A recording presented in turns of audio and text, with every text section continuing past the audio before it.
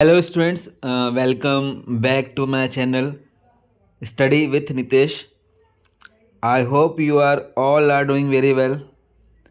Exams करीब है, एक और क्वेश्चन करेंगे हम लोग। क्वेश्चन है find the projection of the vector A vector equal to 2i + 3j + 2k on the vector B vector equal to i + 2j + k। मतलब हमें ए वेक्टर का प्रोजेक्शन निकालना है on the vector B vector.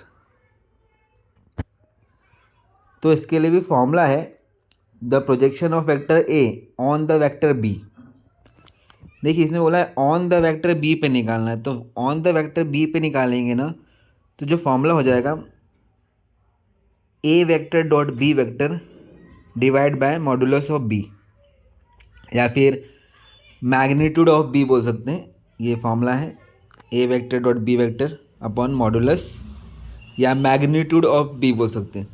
तो on the vector B था इसलिए upon में B vector है। अगर ऐसा होता कि ऑन द वेक्टर ए निकालते हैं, मतलब projection of vector B on the A vector बोलते हैं, तो A vector dot B vector upon में मैग्नीट्यूड ऑफ ए हो जाता।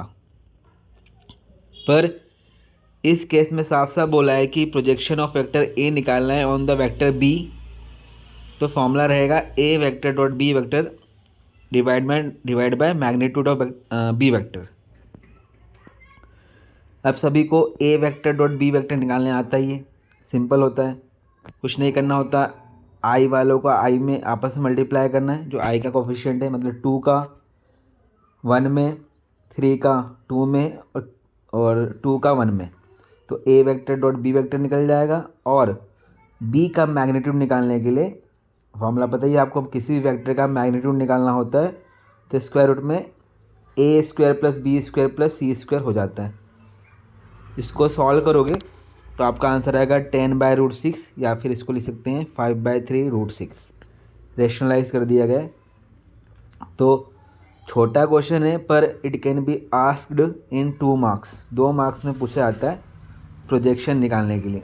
तो ध्यान से समझ लीजिएगा, प्रैक्टिस कर लीजिएगा। मिलते हैं एक और नए क्वेश्चन के साथ।